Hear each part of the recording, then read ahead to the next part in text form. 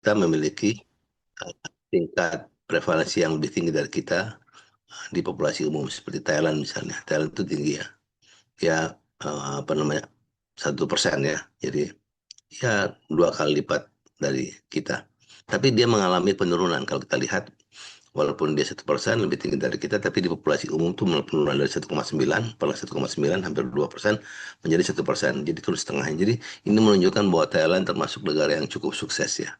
Cukup sukses menekan laju pandemi ini di negaranya. Sehingga dengan demikian dia mengalami penurunan yang berarti ya.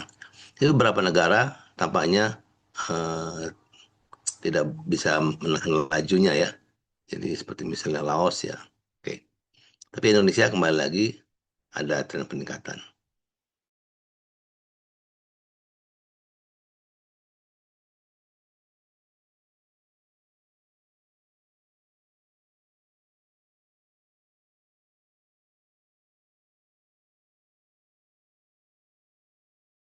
Ya, jadi infeksi baru itu juga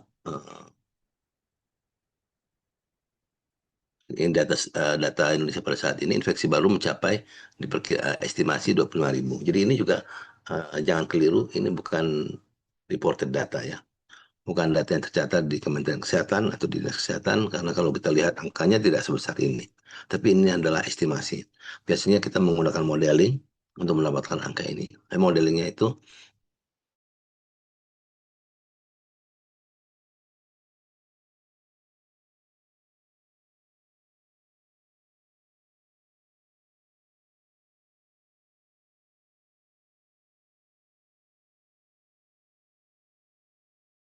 HIV itu adalah hampir 600.000.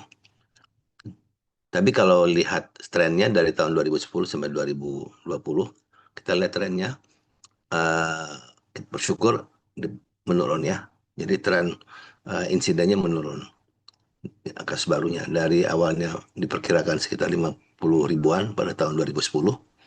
Dalam 15 tahun terakhir dapat ditekan menjadi 25.000. Jadi ada sekitar hampir 50% penurunan. Jadi selama 15 tahun ini atau 16 tahun ini dari 2010 sampai sekarang itu alhamdulillah ya pemerintah kita dan masyarakat bersama-sama dapat menekan laju di populasi kunci itu laju jumlah apa namanya infeksi baru sebanyak 50% penurunannya. Tapi ini insiden ya. Jadi jangan keliru. Sedangkan tadi yang sebelumnya ini yang kita lihat di apa namanya di studinya Singapura itu adalah prevalence. Jadi penurunan insiden itu tidak otomatis akan diikuti dengan penurunan prevalen. Penurunan insiden, selama insiden itu belum nol, ya maka prevalence juga bisa stabil atau bisa meningkat.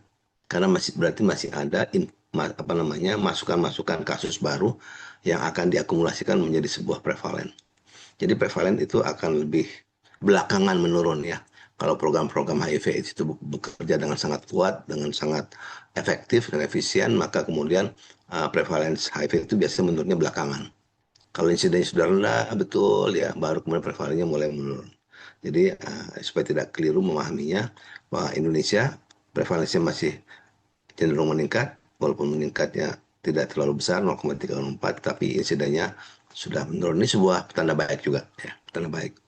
Tapi hati-hati sekarang dengan adanya tadi yang disampaikan oleh Pak Dekan, ya, bahwa di Sulawesi Tenggara itu ada banyak sekali pertambangan-pertambangan baik yang dikelola oleh perusahaan nasional maupun internasional, dan banyak pendatang-pendatang asing juga. Ini di lokus-lokus seperti ini, di klaster-klaster seperti ini, di mana terjadi aglomerasi, ini menjadi tempat yang sangat volatile ya, volatile sangat apa, sangat apa bahasa Indonesia volatile itu ya, sangat mudah meledak ya, menjadi sebuah hotspot, sehingga dia bisa menjadi pusat apa namanya pemicu untuk munculnya kasus yang tinggi.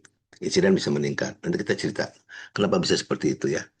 Jadi ini kita menjadi warning juga. Walaupun secara nasional kelihatannya mulai menurun, tapi di beberapa kantong-kantong hati-hati. Ya, baik. Sedikit gambaran apa namanya sosial demografinya dari 25.000 kasus baru ini, ya.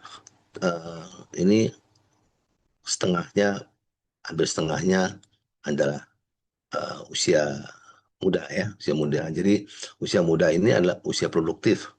Jadi jadi kalau ini terkena dan ini kemudian menjadi populasi yang sakit dengan berbagai macam gangguan-gangguan kesehatan dan klinisnya, maka pasti akan menjadi juga gangguan atau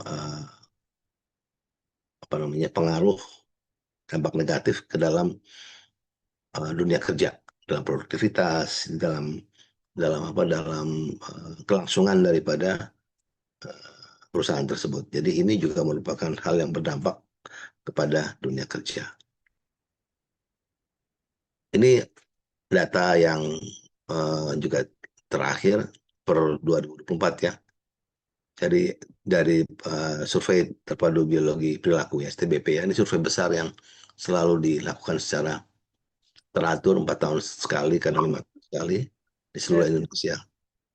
Ya, survei besar ini uh, dilaksanakan di berbagai provinsi, tentu ada beberapa tempat yang terpilih. Saya nggak ingat apakah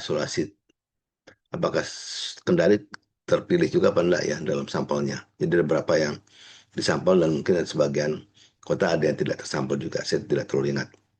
Secara nasional, ini merupakan sebuah survei besar yang didukung oleh Global Fund dan kita mendapatkan gambaran seperti ini. Ya, ini prevalensi-prevalensi yang ada secara nasional dan juga pada beberapa tempat yang paling tinggi. Untuk waria misalnya, prevalensi nasional itu 30%. Dan sepertiga dari waria itu HIV-nya positif. Itu di secara nasional. Beberapa ada variasi tentunya, dan Jakarta dan Lampung merupakan merupakan apa merupakan kota-kota dengan angka yang sangat tinggi. Lampung sampai 50% ya. Jadi 50% dari waria di Lampung itu positif ya. Seperti itu ya. Kemudian LSL, nah ini LSL ini menarik ya, karena LSL ini ternyata juga potret di Kendari ya, potret di Kendari, di Sulawesi Tenggara, ternyata juga potret juga di Sulawesi Selatan, dan juga potret yang menarik juga di Sulawesi Tengah. Jadi ini hal yang patut untuk dicermati ya tentang LSL ini. Singkatan dari lelaki seks lelaki atau bahasa Inggrisnya MSM.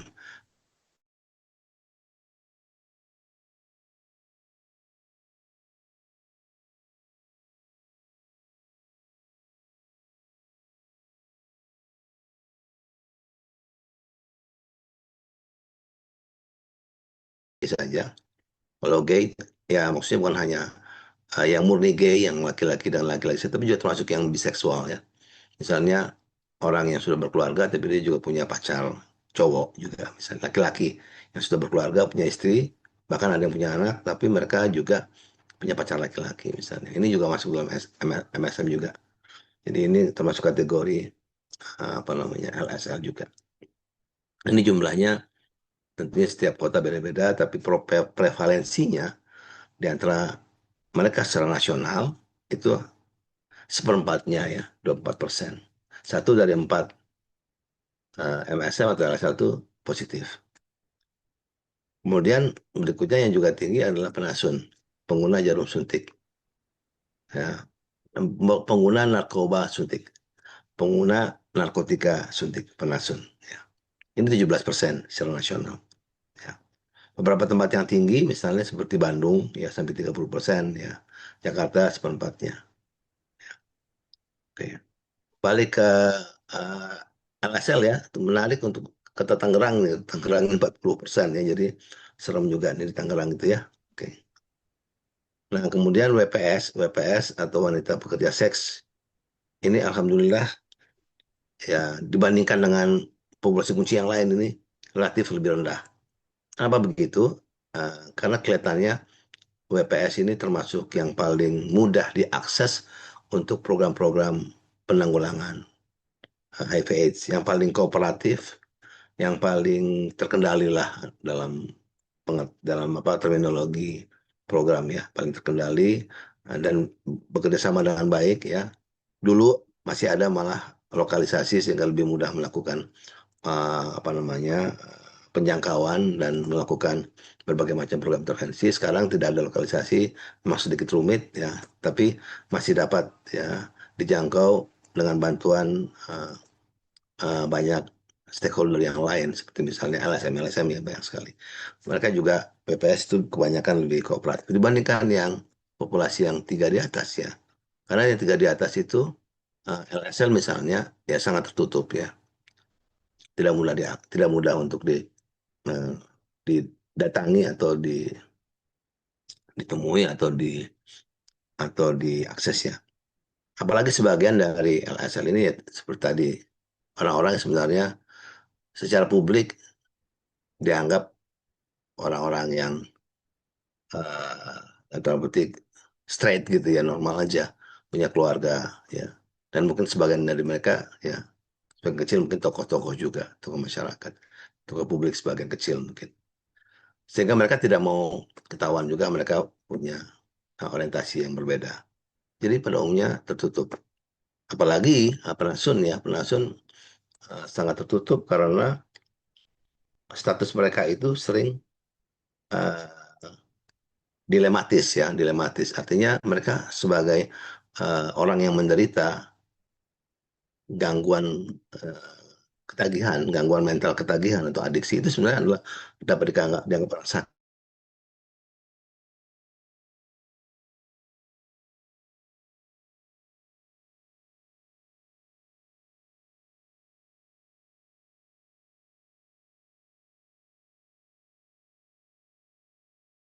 Ambigu juga di Indonesia ini. Jadi mereka bisa saja ditangkap dan dianggap sebagai orang-orang kriminal. Jadi dengan demikian mereka tentu tidak mau terbuka. Nah, tadi BPS merupakan yang paling rendah valensinya dan kelihatan memang dari waktu-waktu menurun ya, lebih 2,5% ya. Tapi jumlah populasinya tentu sebagian besar tuh lebih banyak ya pada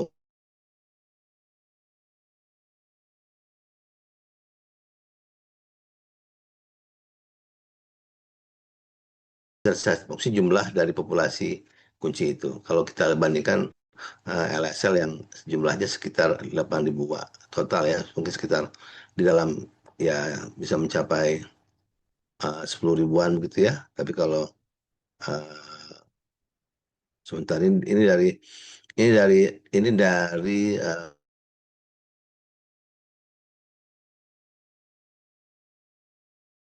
sampel-sampelnya ya diperkirakan. Oh sorry, 850 ribuan, sorry. Ini saya sebutkan Tangerang saja. 850 ribuan ya. Ya, ini jumlahnya cukup banyak ya. Oke, kita lanjutkan lagi. Nah, ini tadi saya sempat menyinggung tentang fast track tadi ya. Fast track yaitu satu framework, satu kerangka pikir global yang merupakan komitmen seluruh dunia untuk menekan laju pandemi ini sehingga bisa diakhiri, bisa di stop ya pandemi ini di seluruh dunia. Nah, itu mereka bersepakat untuk memberikan target pencapaian tertentu dalam program pengendalian HIV/AIDS ini. HIV/AIDS kita tahu tidak bisa disembuhkan karena virusnya tidak ada obat yang bisa dalam tanda petik betul-betul memusnahkan virusnya dalam tubuh kita. Ya, tapi dapat menekan serendah-rendahnya ditekan ya dengan menekan viral load-nya sampai dia sangat rendah sehingga tidak lagi efektif untuk menularkan kepada yang lain. Nah, saya tadi sudah sampaikan bahwa target fast track dunia yang terbaru adalah 95% untuk tiga hal. Yang sebelumnya 90% ya. Sekarang dinaikkan 90%. Yaitu 90% pertama adalah tadi mereka yang terinfeksi dapat diketahui status HIV-nya, berarti harus periksa, berarti harus tes. Yang kedua, dari mereka yang sudah dites, diperiksa, sudah ketahuan positif, mereka harus dapat terapi, juga harus 90%. Mereka yang sudah dapat terapi dalam waktu tertentu jangka panjang, tanpa drop out, tetap patuh, mereka bisa diturunkan muatan virusnya, konsentrasi virusnya dalam tubuh itu sampai juga mendekati nol atau tidak atau rendah sekali, itu juga harus 90%. Bagaimana dengan Indonesia? Ternyata Indonesia masih jauh ya dari target itu ya. Untuk yang fast track yang pertama, yaitu mereka-mereka yang terinfeksi kemudian sudah diketahui berapa status HIV-nya atau sudah diperiksa ya, dan positif, itu baru 60%. Ya. Dari diperkirakan tadi hampir 600.000 estimasi ya, perkiraan, ternyata baru 60% saja yang sudah dianggap diketahui positif.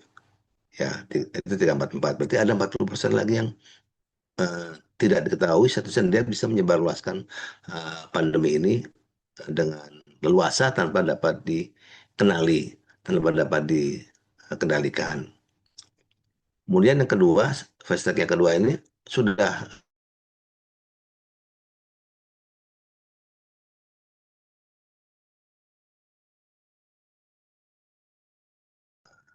ART-nya atau treatmentnya itu yang ada kendala. Misalnya kebanyakan dari mereka sering tidak teratur berobat atau disebut sebagai non-adherence. Ya. Kenapa? Karena memang terapi ART ini, antiretroviral terapi ini kan memiliki juga beberapa efek samping ya yang tidak nyaman. Efek samping ini seringkali membuat akhirnya sebagian dari penderita atau ODIF itu tidak meneruskan pengobatan atau dan bosan ya, atau sebaliknya udah baikan enakan, udah merasa sembuh, stop. Itu juga bisa terjadi. Jadi justru kondisi yang membaik yang membuat nyaman setelah berapa lama pengobatan membuat mereka tidak melanjutkan lagi. Ya, atau ada kendala-kendala lain yang terkait dengan akses terhadap pengobatan itu sendiri. Mungkin kadang-kadang stok di beberapa daerah itu kosong obatnya atau tidak tersedia, jadi ada jeda gitu ya, sehingga tidak dilanjutkan atau pindah, orangnya migrasi ya. Yang kita tahu bahwa dalam dalam uh, dinamika kependudukan dan kehidupan populasi kunci itu ada paling nggak ada empat ya, yang basic tadi sudah kita jelaskan: populasi kunci uh, waria, populasi kunci LSL, laki seks dan laki, populasi kunci penasun, dan populasi kunci BPS. Yang empat ini memiliki dinamika yang khas ya, karena mereka itu terkait atau erat ya, apa namanya, dengan perilaku beresiko. Seringkali mereka punya mobilitas gitu ya, khususnya WPS mobilitasnya sangat tinggi, berpindah dari tempat-tempat yang lain. Karena kalau mereka menetap di satu wilayah, beroperasi, bekerja sebagai pekerja seks satu wilayah, dan orang udah mulai kenal, udah mulai bosan, itu lagi, maka kemudian mereka biasanya dirotasi gitu ya oleh organisernya, dirotasi pindah dulu deh ke tempat yang lain, sehingga tempat yang lain mereka menjadi seolah baru, menjadi tanda petik maaf stok baru ya, padahal sebenarnya maaf barang lama gitu ya. Jadi adalah orang-orang lama yang kemudian terasa baru karena pindah ke tempat yang baru. Nanti berapa lama lagi di situ mereka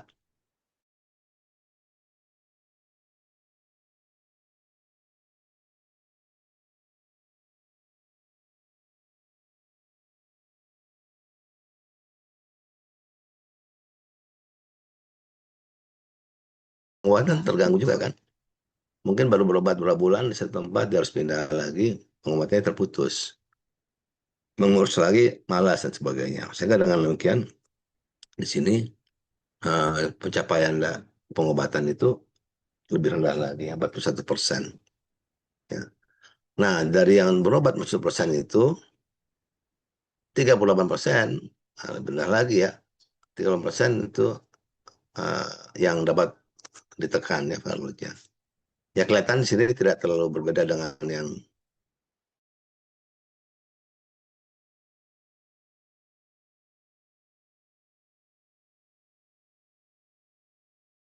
dari, maaf ini kan dari yang sebelahnya gitu ya. Ya, tapi ini relatif menunjukkan bahwa yang di, yang berobat itu cukup banyak juga yang turun ya, hanya sedikit yang tidak turun. Artinya efektivitas dari cukup bagus. Baik, ini angka-angkanya, dan kemudian ada beberapa angka-angka yang berkaitan dengan perilaku. Perilaku di sini juga dapat di dapat diketahui dari STBP juga ya. Perilaku pencegahan, misalnya penggunaan kondom ya pada seks terakhir itu, eh, paling tinggi penggunaan kondom itu pada LSL-nya, tapi juga nggak sampai 90%.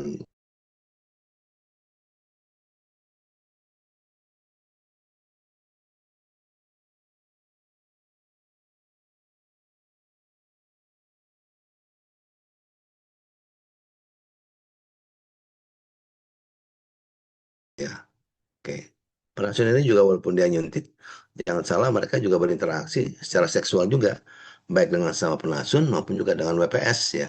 Jadi mereka punya aktivitas resiko yang juga ganda gitu ya, tidak hanya menyuntik tapi juga mereka juga melakukan kontak seksual yang tidak sehat juga dengan sesama penasun dan juga dengan WPS. Ya, oke. Cakupan-cakupan program ini untuk program prevensi cakupannya itu eh,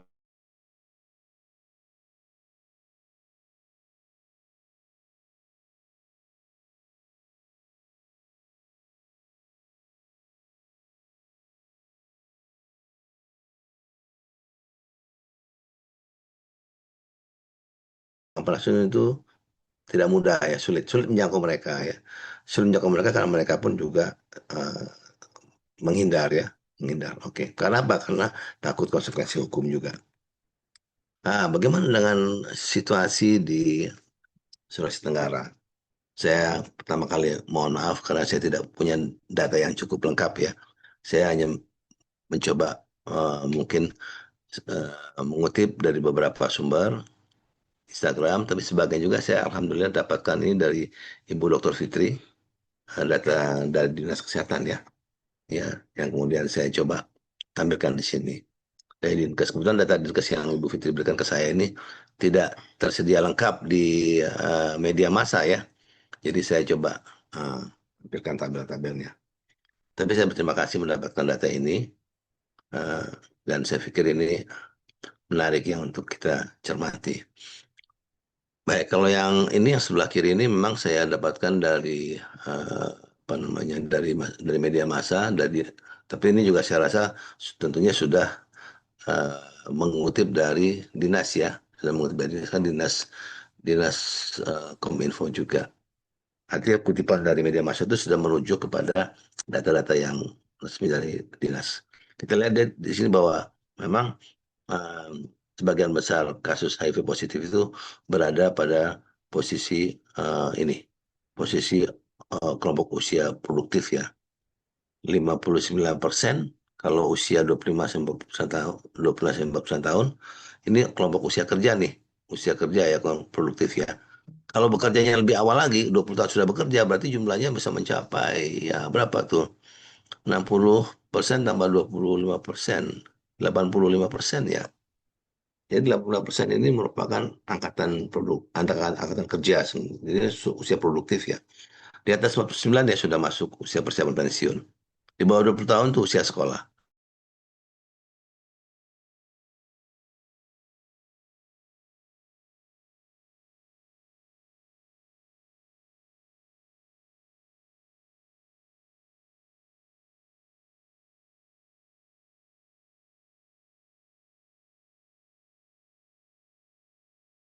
Dulu terdampak apa terkena HIV/AIDS yang tidak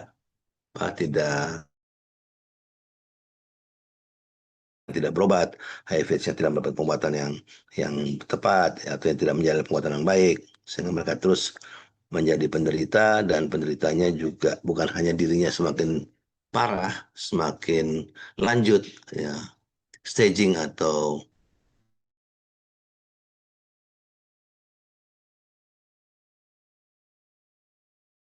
seperti tuberkulosis, infeksi, tumor komorbid, gangguan-gangguan persarafan, komorbid keganasan, itu semua adalah merupakan bentuk-bentuk dari manifestasi klinis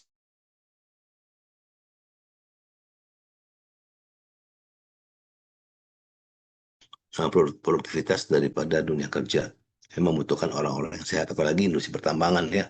Jadi ini merupakan satu populasi yang sangat uh, penting ya dalam perspektif kelangsungan dan produktivitas uh, dunia kerja, khususnya pertambangan membutuhkan orang-orang yang prima ya.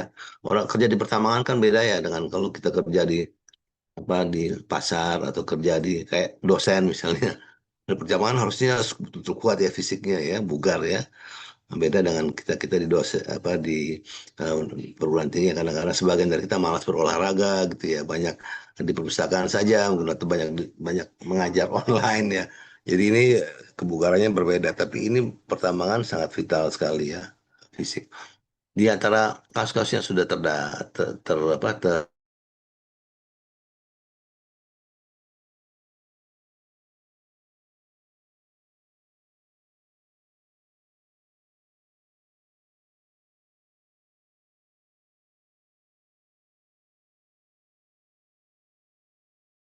kota ya, Kendari dan Kota Bau-Bau ya.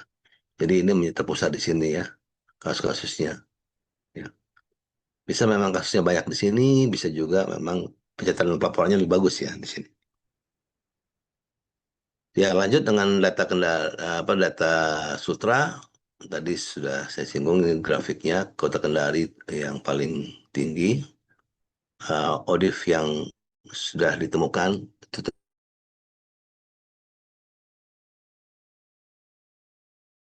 ya ditemukan 203, tapi yang sudah diobati alhamdulillah cukup banyak ya. Dari 233 diobati 205 ya cukup.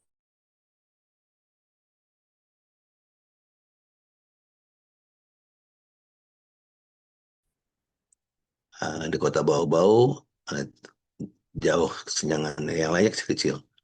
Nah, kalau kita lihat lagi-lagi kalau kita lihat proporsi kelompok umurnya tadi saya sudah sampaikan ini usia produktif itu 60% ya. Bahkan kalau kita masukkan tadi 20 tahun sudah bekerja maka dia menjadi 82%. Ya, ini angkatan kerja yang luar biasa. Laki-laki masih menjadi populasi proporsi yang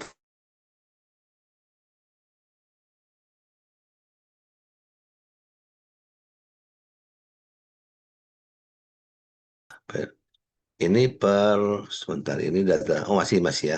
Ini berdasarkan populasi eh, kelompok populasi berisiko ya, atau kita sebut sebagai populasi kunci sebagiannya sebagai populasi kunci. Kita temukan di sini ternyata, nah ini yang menarik tadi, LSF itu tinggi ya 41% ya. Proporsinya ya, ini bukan prevalensi, tapi proporsi. Proporsi yang LSF itu 41%. Menarik sekali ya. Eh, Padahal ya bayangan saya Kendari ini kalau dibandingkan dengan Jakarta gitu ya, bandingkan dengan Bandung, bandingkan dengan Surabaya kan tentu Kendari masih lebih rural dibandingkan Jakarta atau Surabaya. Ya, dia kota ibu kota tentu ya kota besar juga untuk Sulawesi Tenggara, tapi bayangannya ini karena Indonesia bukan bukan dekat dengan ya bukan Pulau Jawa, dia praktis apa namanya tidak sekotanya, tidak semetropolitannya Jakarta atau Surabaya misalnya. Yang kita bayangkan kalau Jakarta Surabaya eh, kita menemukan banyak populasi LSL, itu oke, kita bukan kita membenarkan ya, tapi kita maklum saja. Oh ya, Jakarta, Surabaya adalah potret atau cermin dari masyarakat-masyarakat modern ya yang maju seperti di Barat lah katakan begitu ya. Yang cara hidupnya juga tentu sebagian cara hidup modernisme ya, ya kaum metropolitan lah katakan seperti itu, tidak terlalu tradisional. Maka menemukan banyak populasi LS seolah-olah kita kita bisa memahaminya itu logis ya. Tapi Sulawesi Tenggara dia proporsinya tinggi itu menjadi satu hal yang menarik karena bayangan saya mungkin Sulawesi Tenggara itu lebih tradisional ya, masyarakatnya lebih tradisional. Tentu ya, kalau tradisional itu sebenarnya lebih positif ya dalam pengertian nilai-nilai nilai-nilai nilai budaya